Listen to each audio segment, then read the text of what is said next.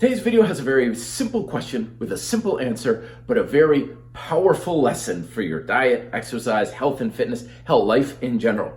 The question is, do you have to be in ketosis in order to lose weight? And the answer simply is no. You don't have to be in ketosis to lose weight. And the reason why I'm addressing this is because oftentimes, especially in our fitness culture, I come across these ideas that you can only achieve a certain result if you adhere to a very strict set of circumstances. Like, you only burn fat if you're in ketosis. You only build muscle if you do 3 sets or this certain rep range. Or you only get stronger if you do your exercise this one correct way. This is an attitude I used to have for years myself, and it's extremely toxic. It's kind of like the all or nothing mindset. It's one of those things that's worse than any sort of sugar or trans fats or anything you're coming into. The reason for that is because in order for fitness to work, it has to be flexible. It has to fit you. So your methods, they have to fit your resources, your schedule, your time, your preferences.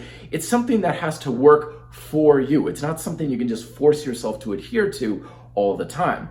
But when we get our mindset thinking like this is the only correct way to do something, we're not giving ourselves any sort of options. Plus, you're potentially throwing away the ability to do things that may be way more effective for you. That's why here at the Red Delta Project, it's so important to recognize the principles of fitness rather than the rules of fitness, and why I wrote the book Fitness Independence. Because when you understand the principles of things like weight loss, you now have A, the fastest way to get the best results possible, and B, the freedom and flexibility to have a wide range of various habits that you can adopt and discard. So the bottom lesson is you have a lot more freedom and flexibility to accomplish your goals than you may think you do, and things that just don't seem to fit, like, wouldn't it be great if I didn't have to do X, Y, or Z? You probably don't have to do those things.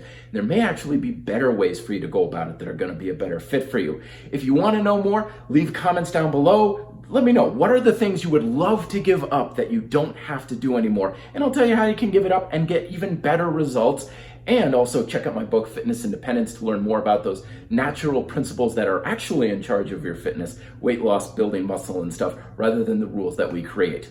Talk to you next time. Till then, be fit, live free.